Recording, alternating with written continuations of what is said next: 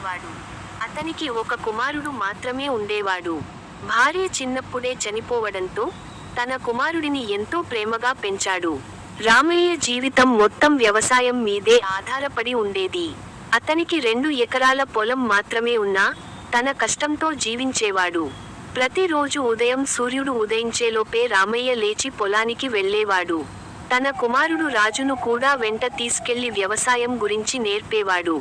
భూమి మన తల్లి లాంటిది బాబూ, దాన్ని ప్రేమిస్తే అది మనకు అన్నం ఇస్తుంది అని ఎప్పుడూ చెప్పేవాడు. రాజు చదువులో బాగా ఉండేవాడు, కానీ నగరానికి వెళ్లి పెద్ద ఉద్యోగం చేయాలని కలలు కనేవాడు.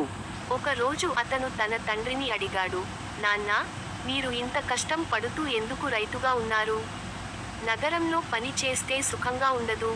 రామయ్య నవ్వుతూ చెప్పాడు, బాబూ, రైతు కష్టం వల్లే అందరికీ అన్నం దొరుకుతుంది.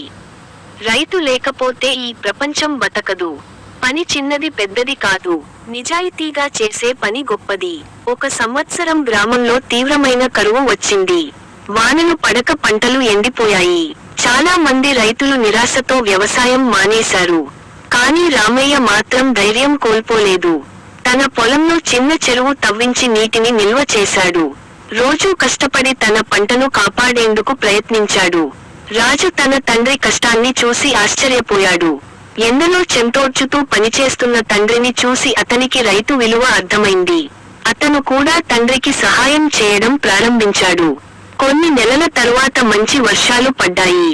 రామయ్య కాపాడుకున్న పంట బాగా పండింది. గ్రామంలోని ఇతర రైతులు నష్టపోయినా రామయ్యకు మంచి దిగుబడి వచ్చింది. గ్రామ ప్రజలు అతని కష్టాన్ని మెచ్చుకున్నారు. గ్రామ పెద్ద ఒక రోజు అన్నాడు, రామయ్య, నీ సహనం, కష్టం అందరికీ ఆదర్శం. అప్పుడు రామయ్య చెప్పాడు, రైతు ఎప్పుడూ ఆశ వదలకూడదు. భూమిని నమ్మినవాడిని భూమి ఎప్పుడూ మోసం చేయదు. ఆ మాటలు రాజు మనసులో బలంగా నిలిచిపోయాయి. నగరానికి వెళ్లాలనే ఆలోచన మానేసి తండ్రిలా మంచి రైతు కావాలని నిర్ణయించుకున్నాడు. కొత్త పద్ధతుల్లో వ్యవసాయం చేసి గ్రామంలోని రైతులకు సహాయం చేయాలని సంకల్పించాడు. ఈ కథ మనకు ఒక గొప్ప పాఠం నేర్పుతుంది. రైతు కష్టం వల్లే ప్రపంచం జీవిస్తుంది. కష్టం, సహనం, ధైర్యం ఉంటే ఏ సమస్యనైనా ఎదుర్కొనవచ్చు. రైతు నిజంగా మన దేశానికి వెన్నెముక.